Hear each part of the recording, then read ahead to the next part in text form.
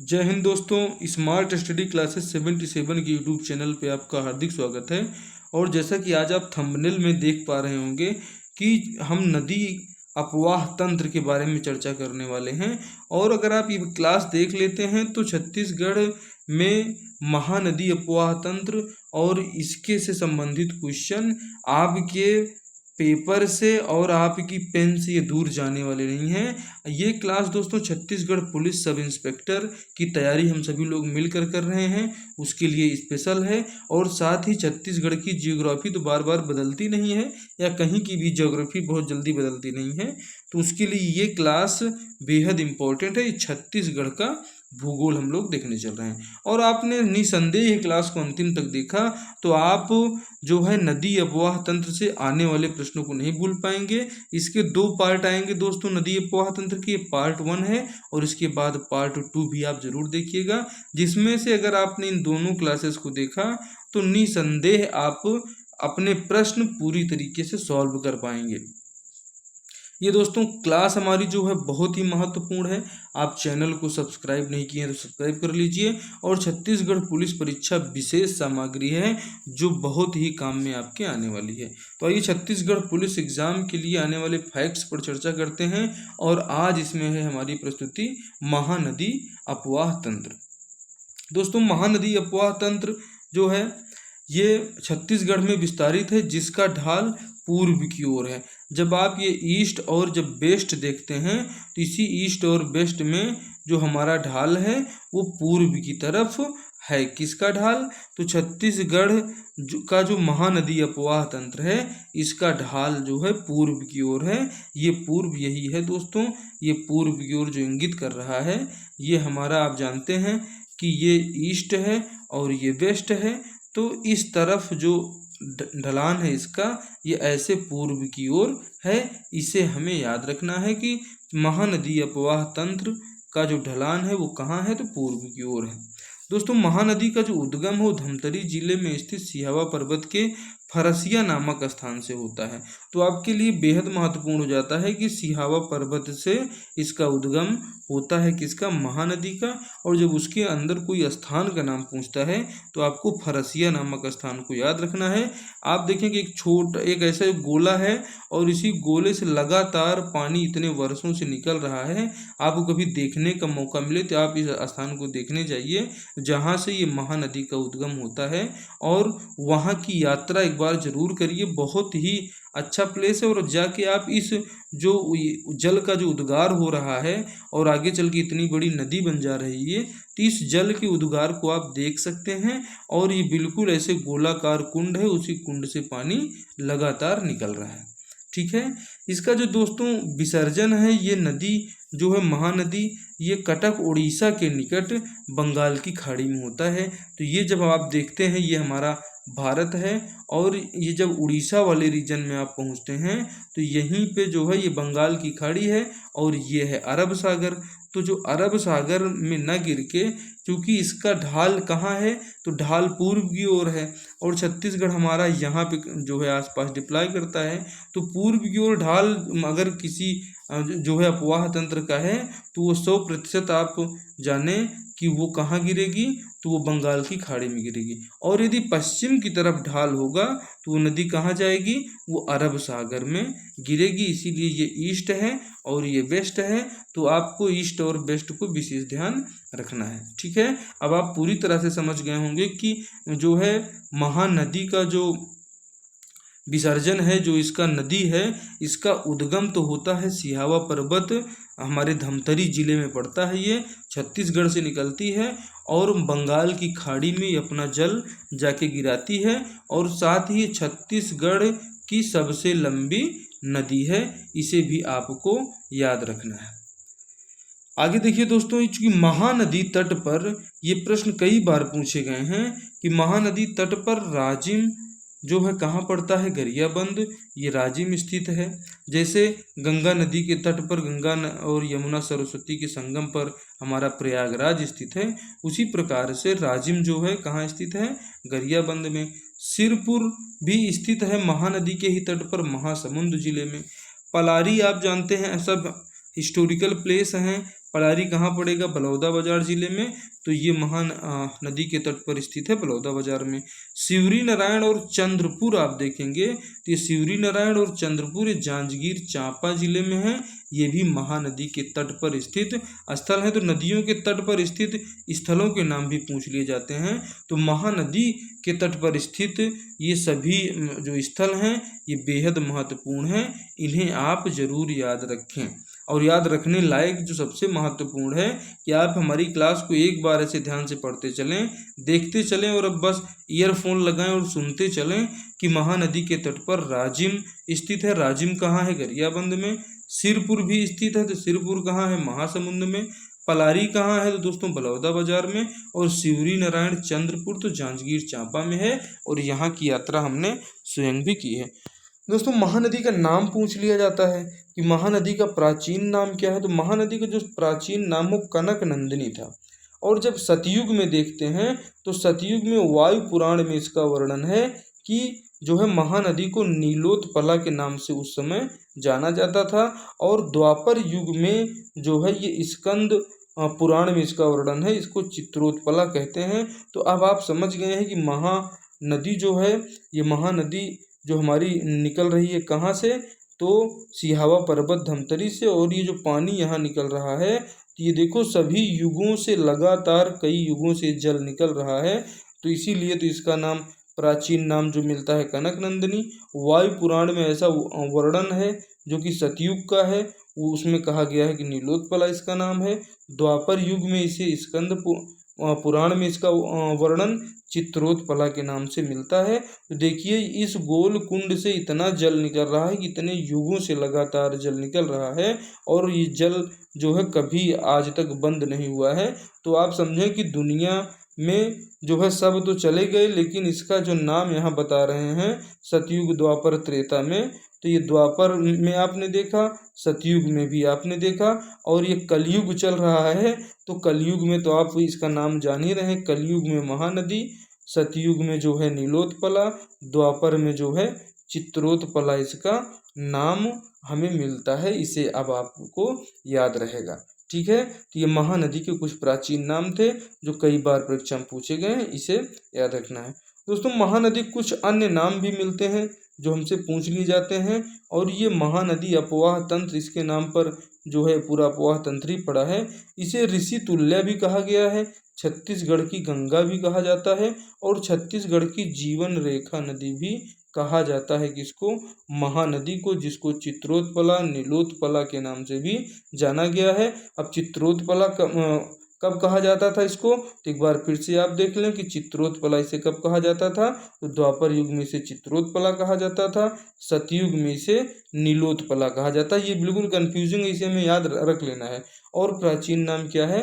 कनक नंदिनी है। तो अब इसे हमें भूलना नहीं है कि चित्रोत्पला कब था? तो द्वापर में। और नीलोत्पला कब था? तो सतयुग में। तो सतयुग द्वापर, पहले सतयुग आता है तो सतयुग में नीलोत्पला ले लीजिए, और जब उसके बाद द्वापर आएगा तो उसको चित्रोत्पला ले लीजिए, और उसके बाद त्रेता युग में कोई नाम इसका नहीं मिलता। फिर कलयुग में आप महानदी तो देख ही रहे हैं, और ये कलयुग चल रहा है, इसे आप देख पा रहे हैं किस प्रकार से कलयुग की सारी घटनाएं आपके जानकारी में है। तो कलयुग में महानदी, सतयुग में नीलोत्पला, और द्वापर युग में चित्रोत्पला इसका नाम है। इसे हमें याद रखना है। हमारा टारगेट है कि सब इंस्पेक्टर एग्जाम में अब की बार अगर कोई प्रश्न आता है तो वो हमसे छूटना नहीं चाहिए, और किसी भी हालत में नहीं छोड़ने दिया जाएगा। अब की बार जब तक इसको तोड़ेंगे नहीं तब तक छोड़ेंगे नहीं। तो आइए लगे रहते हैं। और इसके अन्य नामों की भी जब चर्चा की जाए तो ऋषि तुल्य, छत्तीसगढ़ की गंगा जो है, अब चूंकि गंगा तो कहाँ है, आप देखें कि जो है गोमुख हिमानी उत्तराखंड में जो स्थित है वहाँ से निकलने वाली गंगा है, वो भी सतयुग द्वापर त्रेता में जो है चली आई है। और उसी प्रकार से महानदी भी हमारी कई जो है सतयुग द्वापर त्रेता जो यहाँ लोग बताते हैं, तो उस हिसाब से भी ये नदी लगातार जो है जीवित अवस्था में है, और अभी तक जो है ये जीवित है। आप देखें लोग आते हैं, लोग चले जाते हैं, लेकिन ये नदियाँ जो है सतयुग द्वापर त्रेता कितने युगों को देख रही है, कलयुग को भी देख रही है, और इसमें कितने युग अभी बीतेंगे कि जिनका जो है जिनकी साक्षी ये नदियाँ हमारी बनती रहेंगी। दोस्तों, राजिम जो है गरियाबंद में ये महानदी पैरी और सोढ़ुर नदियों के संगम पर है। इसीलिए जो है आप देखें कि इसमें भी 3 नदियों का संगम है और इसीलिए इसको भी छत्तीसगढ़ की गंगा कहा जाता है। गंगा में प्रयागराज में संगम है गंगा यमुना सरस्वती का, और यहाँ पे राजिम जो गरियाबंद जिले में पड़ता है, यहाँ पर महानदी पैरी और सोढ़ुर का संगम है। सिवरी नारायण की बात करें तो सिवरी नारायण जांजगीर चांपा में भी जो है संगम है। यहाँ भी 3 नदियों का संगम होता है।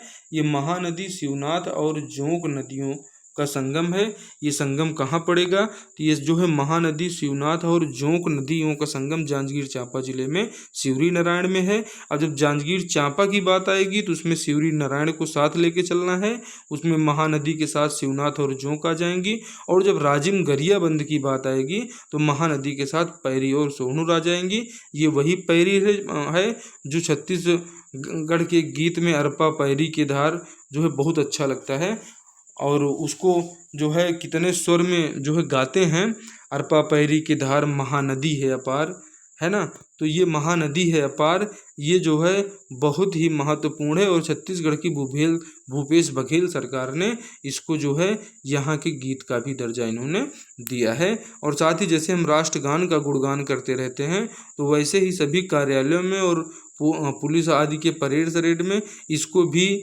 गाए जाने का धीरे धीरे जो है प्रचलन स्टार्ट हो रहा है। तो सिवरी नारायण में किसका संगम है, कौन कौन सी नदियों का? तो अब आपको याद हो चुका होगा, महानदी, शिवनाथ और जोंक। और राजिम में जो है कौन कौन सी नदियों का संगम है? तो पैरी, सोढ़ुर।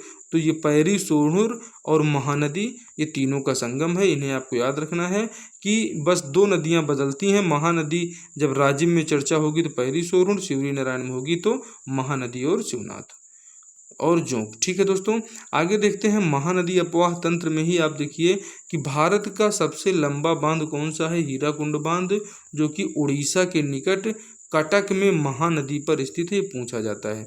ठीक है, हीराकुंड बांध किस नदी पर है? तो भैया महानदी पर है, इसे याद रखना है। और ये हीराकुंड बांध है कहाँ? तो ये उड़ीसा में है। और इसी उड़ीसा के आगे जब आप देखते हैं तो ये बंगाल की खाड़ी में जाके अपना जल विसर्जन करती है। तो उद्गम भी आपने याद कर लिया कि सिहावा में है, फरसिया नामक स्थान से, और जो इसके जल जो है अपना समर्पण कर देती है, विसर्जन कर देती है, वो कहाँ? बंगाल की खाड़ी में इसका जल गिरता है। अरब सागर भी आपके ऑप्शन में रहेगा, लेकिन आपको बंगाल की खाड़ी पे क्लिक करना है। ठीक है दोस्तों, इसी में देखिए कि रुद्री बैराज परियोजना ये 1912 से 15 के मध्य में तैयार की गई थी। ये धमतरी जिले में ही महानदी पर स्थित है रुद्री बैराज। और दुधवा जलाशय जो 1965 में बनकर तैयार हुआ, ये भी धमतरी में महानदी पर ही स्थित है, इसे आपको याद रखना है। दोस्तों, अभी तक आपने चैनल को सब्सक्राइब नहीं किया है तो कर लीजिए, और चूंकि इससे आपको जरूर ही ये प्रश्न आपके दिमाग में बैठ जाएंगे। अगर आप पूरी शिद्दत के साथ बैठकर ध्यान से इसको सुन रहे हैं तो जरूर आपको ये सफलता दिलाने वाली क्लास है, और भूलेंगे नहीं, ये बिल्कुल हमारा वादा है। आप बिल्कुल 1 से 2 बार इसको देखिए और ये आपको चीज़ें आपके दिमाग में बिल्कुल एक फिट हो जाएंगी। और इसको हम जो है ऐसा कस दे रहे हैं कि आपके दिमाग में एक स्क्रू के रूप में इसको हम टाइट कर देंगे कि आपको याद ही हो जाएगा। गंगरेल बांध देखिए, गंगरेल बांध जिसे रविशंकर जलाशय कहा जाता है, 1979 में धमतरी जिले में ही महानदी पर स्थित है। तो ये महानदी पर स्थित जितने भी बांध हैं, जितने भी बैराज हैं, ये भी महत्वपूर्ण हो जाते हैं। दोस्तों, महानदी पर और भी बैराज हैं। देखिए, महानदी पर बसंतपुर बैराज व कलमा बैराज है, मिरौनी बैराज और साराडीह बैराज जांजगीर चांपा जिले में स्थित है। ये चारों बैराज जो हैं ये महानदी पर ही हैं, और महानदी पर स्थित है कितने? तो ये 4 बैराज, बसंतपुर, कलमा, मिरौनी और साराडीह। तो आप इसे बिल्कुल याद रखिएगा, और याद रखने में BKMS तो आपको याद ही रहेगा। B for Basantpur, K for कलमा, M फॉर मिरौनी और S फॉर साराडीह बैराज। ये चारों बैराज BKMS कहाँ पर है? तो ये महानदी पर हैं। और किस जिले में पूछा जाए तो जिला आपका हो जाएगा जांजगीर चांपा। अब आपको याद रहेगा BKMS। ठीक है, ये आप याद रखिए। BKMS मतलब बसंतपुर कलमा, मिरौनी सारा डी बैराज जांजगीर चांपा में स्थित है। दोस्तों इसके अतिरिक्त जो है समोदा बैराज रायपुर में स्थित है, और एक जो है शिव नारायण जो है बैराज जो है ये जांजगीर चांपा में स्थित है, तो इसको भी आप याद रखिए, ये वही शिवरी नारायण है। ठीक है दोस्तों, यहाँ पे आप इसको शिवरी नारायण कर लीजिएगा, ये शिवरी नारायण बैराज है। ठीक है, ये आपको याद करना है दोस्तों, ये बिल्कुल याद होगा। तो आप देखिए कि जांजगीर चांपा में 5 बैराज स्थित हैं, शिवरी नारायण है ये शिवरी नारायण जी को आपको याद रखना है। बसंतपुर कलमा, मिरौनी साराडी और शिवरी नारायण अब आपके दिमाग में ये बिल्कुल फिट बैठ गए हैं कि ये सभी बैराज कहाँ हैं, तो महानदी में है। और कहाँ पर हैं, तो जांजगीर चांपा जिले में। दोस्तों महानदी एवं इंद्रावती के मध्य में जल विभाजक पर्वत का काम केशकाल घाटी जो है करती है। केशकाल घाटी में आप देखें कि जो 12 मोड़ हैं और इतना ही ऊंचा पहाड़ है कि जब आप इसे बस से यात्रा करें तो बड़ा अच्छा लगता है, और बसें ऐसे घूम कर ही चलती हैं, जैसा हमने आपको इसमें घुमाकर दिखाया है। दोस्तों ये महानदी वही है जो छत्तीसगढ़ में सर्वाधिक क्षेत्र घेरता है। तो महानदी जो अपवाह तंत्र है हमारा, ये महानदी ये सर्वाधिक क्षेत्र घेरने वाली नदी है। और महानदी में दक्षिण की ओर से सहायक नदियों में दोस्तों ये पूछ लिया जाता है कि आखिर में, जैसे ये मान लेते हैं कि ये हमारी नदी है, और इस नदी में आप ये देखें कि ये नॉर्थ है और ये साउथ है, तो ये जो दक्षिण की तरफ से नदियां मिल रही हैं, इसकी चर्चा हम आपसे करने चल रहे हैं कि दक्षिण की तरफ से कौन कौन सी नदी इसमें मिल रही है।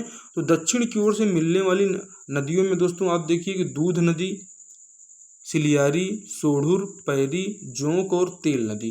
तो इतनी जो नदियां हैं आपकी, इसे आपको याद रखना है। आपको दूध नदी भी याद रखना है, सिलियारी नदी याद रखना है, सोढ़ुर याद रखना है, जो है पैरी याद रखना है, जोंक याद रखना है, और तेल नदी आपको याद रखना है। तो आप DSSP JT भी अपने दिमाग में बैठाने की कोशिश करिए। ये दक्षिण से मिलने वाले नदियों का क्रम है DSSP JT।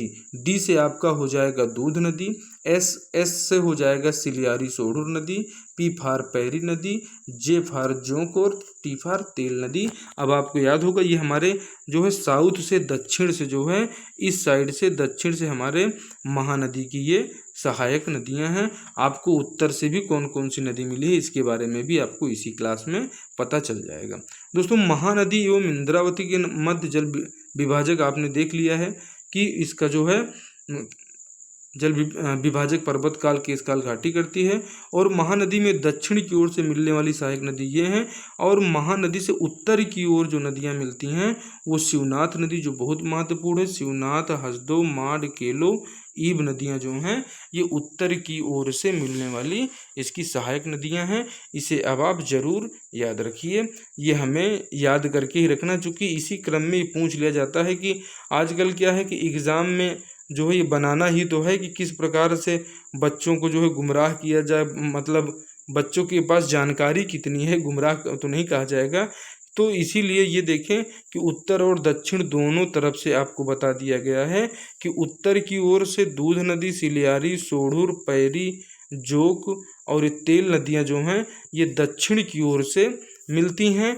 दक्षिण की ओर से, उत्तर की ओर से देखें तो शिवनाथ नदी, हसदेव, मांड, केलो, ईब नदी जो हैं ये मिलती हैं उत्तर की ओर से, और दक्षिण की ओर से आपने देखा ही है कि DSSP जो है JT आपको याद रखना है। अब वो हमें याद रहने वाला है, ठीक है, हमें इनको याद करना है। हमारा टारगेट है इसको याद करना कि हमारे एग्जाम में आ जाए कि महानदी में दक्षिण की ओर से कौन है और उत्तर की ओर से कौन है, तो उनका हम सही उत्तर दे सकें। आइए आगे देखते हैं दोस्तों, महानदी अपवाह तंत्र में ही महानदी की दक्षिण की ओर से मिलने वाली दूध नदी है। तो इस दूध नदी का उद्गम जो है ये मलाज कुंडम पहाड़ी से होता है, और ये मलाज कुंडम पहाड़ी कहाँ पड़ती है, कांकेर, और यहीं पर मलाज कुंडम जलप्रपात भी है। तो अब आपको ये भी याद हो गया है कि मलाज कुंडम जलप्रपात कहाँ है, तो कांकेर में है। और इसी मलाज कुंडम से आपको याद रखना है कि ये जो हमारी दूध वाली नदी है, ये दूध वाली नदी जो है ये मलाज कुंडम की पहाड़ी से निकली है। नाम इसका दोस्तों दूध नदी है, बाकी ऐसी बात नहीं है कि इसमें से दूध बहता है, नाम इसका खाली दूध नदी है। माडम सिल्ली जलाशय दोस्तों 1923 में धमतरी जिले में स्थित है और ये किस पर है, तो ये दूध नदी पर ही है, इसे आपको याद रख लेना है। सोंढूर नदी का उद्गम आप देखें तो ये नवरंगपुर से हुआ है। अब ये नवरंगपुर कहाँ पड़ता है दोस्तों, तो उड़ीसा के कोरापुट जिले में स्थित है नवरंगपुर। इसे आपको जरूर अपने दिमाग में बैठा के चलना है। हमारा टारगेट इन चीज़ों को याद करना है और जिससे हम अपनी परीक्षा में जो हमारा सब इंस्पेक्टर का एग्ज़ाम होने वाला है, ये सब इंस्पेक्टर विशेष क्लास है और इसमें आप इसको अगर याद कर लेते हैं तो आप चाहे पीएससी की क्लास में बैठें, चाहे सीजी व्यापम के पेपर में आप बैठें, सभी प्रश्नों को आप अच्छी तरीके से हल कर पाएंगे। ये हमारी गारंटी है। हमारी क्लास से जो आप इन्फॉर्मेशन कलेक्ट कर रहे हैं वो बहुत ही ऑथेंटिक और बहुत ही पॉपुलर क्वेश्चन है। यहाँ से प्रश्न पूछे जाते हैं, तो अब इन्हें आपको याद कर लेना है। आगे देखिए दोस्तों कि महानदी अपवाह तंत्र पर ही सोंढूर परियोजना 1979-80 में धमतरी में संचालित हो रही है और ये विश्व बैंक की सहायता से सोंढूर परियोजना जो है बनाई गई थी, ये बनाया गया था। ठीक है, इसे आपको याद रखना है। महानदी की दक्षिण की ओर से मिलने वाली सहायक नदी कौन सी है, पैरी। तो जो आप गाना सुनते हैं अरपा पैरी की धार, तो वही पैरी नदी है ये, और इसका जो उद्गम होता है बिंद्रा नवागढ़ तहसील जिला गरियाबंद से हुआ है। तो ये जो है पैरी नदी का उद्गम कहाँ है, तो उस पहाड़ी का नाम है भाद्रगढ़ पहाड़ी, जो कि कहाँ से है, तो बिंद्रा नवागढ़ तहसील में है भाद्रगढ़ की पहाड़ी, और यहीं से उद्गम हुआ है किसका, पैरी नदी का। दोस्तों यहीं पर आप देखें कि ये जो पैरी नदी है ये राजिम के समीप महानदी में मिल जाती है, इसीलिए ये महानदी की एक सहायक नदी से माना जाता है पैरी नदी को।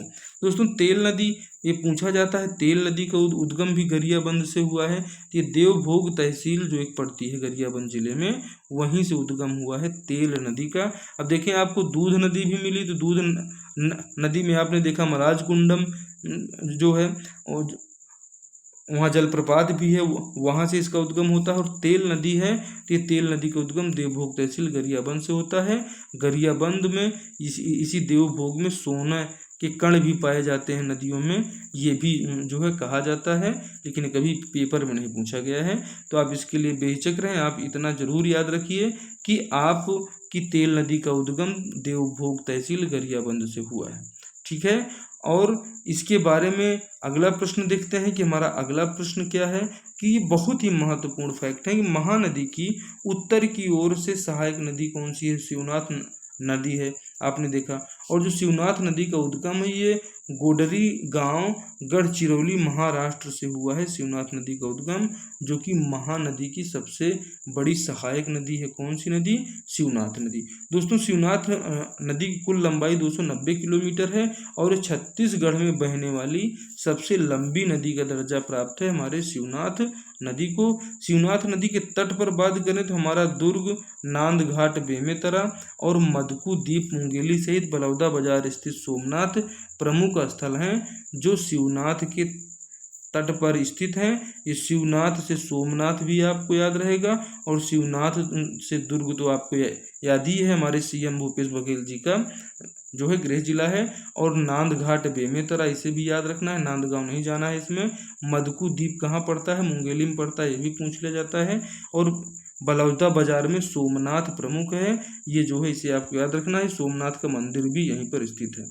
ठीक है दोस्तों, आगे देखते हैं कि महानदी की उत्तर की ओर से सहायक नदी शिवनाथ का जो उद्गम है ये गुडरी गांव महाराष्ट्र से हुआ है। ये अब हमें याद हो चुका है। इसको हमने आपको कई बार दिखाने के उद्देश्य से कि ये चीज़ें हमें अब दिमाग से हमारे मिटनी नहीं चाहिए, इसलिए हमें आपको याद रखना है। कुल लंबाई 290 किलोमीटर, छत्तीसगढ़ में बहने वाली सबसे लंबी नदी है। शिवनाथ नदी के तट पर दुर्ग, नांदघाट, बेमेतरा, मधुकू द्वीप, मुंगेली सहित बलौदा बाजार स्थित सोमनाथ इसके प्रमुख स्थल हैं, इन्हें भी हमें याद रखना है। महानदी अपवाह तंत्र में अगर देखा जाए दोस्तों, तो महानदी एवं शिवनाथ का जो दोआब है, इस दोआब का क्षेत्र हमारे रायपुर और दुर्ग जिले में फैला हुआ है। महानदी शिवनाथ का दोआब क्षेत्र, शिवनाथ नदी जो है ये छत्तीसगढ़ के, जो छत्तीसगढ़ आप पढ़ते हैं, ये छत्तीसगढ़ के गढ़ों को 18 गढ़ों में ये विभाजित करती है। तो शिवनाथ नदी के जो है एक साइड में 18 गढ़ हैं और दूसरी साइड में भी 18 गढ़ हैं, और इन्हीं दोनों को मिला के छत्तीसगढ़ का नाम जो छत्तीसगढ़ पड़ा। तो इसी दोनों नदियों के तट पर 18 गढ़ स्थित थे, इसीलिए इसका नाम क्या पड़ा था, छत्तीसगढ़ पड़ा था, चूंकि यहाँ छत्तीसगढ़ थे। और ये छत्तीसगढ़ कहाँ स्थित थे, तो शिवनाथ नदी के दोनों ओर स्थित थे 18 गढ़, जिन्हें अब हमें याद रहने वाला है। ठीक है, अगला देखते हैं दोस्तों, शिवनाथ नदी की प्रमुख जो सहायक नदियां हैं, ये खरखरा नदी, तांदुला नदी, खारून नदी, जमुनिया, मनियारी और अरपा नदियां जो हैं, ये शिवनाथ नदी की जो है प्रमुख सहायक नदियां हैं। और ये वही अरपा है जो अरपा पैरी के धार वाले गाने में अरपा नदी का वर्णन है। तो ये वही अरपा नदी है जो शिवनाथ की सहायक नदी है। और खरखरा, तांदुला, खारून, जमुनिया, मनियारी तो याद रह जाने वाला है। दोस्तों, खरखरा नदी पर बालोद जिले में मिट्टी से निर्मित बांध है, ये एग्जाम में पूछा गया है। और यहीं पर खरखरा जलाशय भी स्थित है। ये खरखरा जलाशय को हमें जरूर याद रखना है। खरखरा जलाशय जो है ये मिट्टी से निर्मित एक बांध है, ये अब हमें जरूर याद रहने वाला है। ठीक है, तांदुला नदी इसमें पूछ लिया जाता है। तो तांदुला नदी का उद्गम भानु प्रतापपुर तहसील कांकेर से होता है, और यहीं पर है तांदुला जलाशय जो बालोद जिले में स्थित है, ये इसी तांदुला नदी पर है। जो छत्तीसगढ़ राज्य की प्रथम परियोजना थी तांदुला परियोजना, ये तांदुला जो जलाशय है ये छत्तीसगढ़ राज्य की प्रथम परियोजना थी। इसे भी हमें पूरी तरह से अपने दिमाग में बैठा के रखना है। आगे देखते हैं, तो यहाँ पे हमें देखने को मिलता है मनियारी नदी। मनियारी नदी के तट पर आमेरी कापा स्थित है, ये ताला गांव है जो है। और यहीं पे जो मदकू द्वीप पड़ता है, तो ये मनियारी नदी चूँकि शिवनाथ की सहायक है, तो शिवनाथ नदी में आके मिल जाती है मनियारी नदी। और इस मनियारी नदी का जो उद्गम है वो ताला गांव होता है। ताला गांव में आमेरी कापा एक स्थान है दोस्तों, ये इसके तट पर स्थित है। और ये इसको याद रखना है, मनियारी नदी का ये उद्गम नहीं है, मनियारी नदी के तट पर स्थित है आमेरी कापा ताला गांव। ठीक है, अरपा की सहायक नदी है खारंग। तो ये खारंग जिस पर खूंटा घाट बांध या संजय गांधी परियोजना भी स्थित है, इसे हमें याद रखना है कि अरपा की सहायक नदी खारंग पर खूंटा घाट बांध भी स्थित है, ये पूछा जाता है। इसी को संजय गांधी परियोजना भी कहते हैं। अरपा नदी का जो उद्गम है दोस्तों, ये हमारे नवीन जिला जो गौरेला पेंड्रा मरवाही बना है, तो ये यही गौरेला पेंड्रा मरवाही में एक पहाड़ी स्थित है, जिस पहाड़ी को क्या कहते हैं, खोडरी खोंगसरा की पहाड़ी। इसे याद रखना है। नाम भी थोड़ा उल्टे पुल्टे लगते हैं, लेकिन एग्जाम की दृष्टि से महत्वपूर्ण है, इसलिए इसे याद रख लेना है कि अरपा नदी का जो उद्गम है वो हमारे नवीन जिला गौरेला पेंड्रा मरवाही में खोडरी खोंगसरा पहाड़ी से अरपा नदी का उद्गम हुआ है। वही जो हमारे अरपा पैरी की धार वाली मुख्य नदी है अरपा। ठीक है, आगे देखिए खारून नदी। खारून नदी का उद्गम पेटे चुआ पहाड़ी संजारी बालोद से हुआ है। चूँकि ये हमारा जो स्थल है जो है ये पूरा पहाड़ी क्षेत्र ही है, तो पहाड़ी क्षेत्र से तो नदियाँ जो निकलेंगी ही, इसीलिए देखें आप कि उत्तराखंड के पहाड़ी क्षेत्रों से ही गंगा नदी का उद्गम होता है। दोस्तों, आगे देखते हैं कि ये जो खारून नदी है, खारून नदी के तट पर ही हमारा रायपुर, तर्री घाट, दुर्ग जो है ये सभी खारून नदी के तट पर ही स्थित हैं। और ये जो खारून नदी का जो है ये शिवनाथ नदी की सहायक नदी है। तो ये हमारा बलौदा बाजार के निकट सोमनाथ पड़ता है, और उसी सोमनाथ में अपने जल को गिरा देती है, इसलिए ये महत्वपूर्ण हो जाती है हमारी खारून नदी। और जमुनिया नदी के बारे में देखें तो शिवनाथ की सहायक नदी है, और शिवनाथ की सहायक नदी होने के कारण ये हमारी जमुनिया नदी पूछी जाती है। तो जमुनिया आपको याद रहेगा। और कई बहुत लोगों का नाम भी ऐसे जमुनिया, मंगिया आपको मिलता है, तो ये वही जमुनिया नदी है जो है कि जो हमारे शिवनाथ की सहायक नदी है। दोस्तों, ये क्लास आपको कैसी लगी? बहुत ही महत्वपूर्ण क्लास थी, और इस क्लास में अगर आपने अपनी शिद्दत से जो है इसको अच्छे से देखा है और 1 से 2 बार इसका आप रिवीजन कर लेते हैं, तो आप ज़रूर इस क्लास को जो है अपने दिमाग में बैठा पाएंगे। और स्मार्ट स्टडी क्लासेस पर आपके पुलिस सब इंस्पेक्टर की पूरी तैयारी चल रही है। आइए अपना सपना मिलकर हम सभी लोग साकार करते हैं, और अब की बार आपके कंधे पर लगवाते हैं स्टार। मिलते हैं आपसे अगली क्लास में। जय हिंद, जय भारत।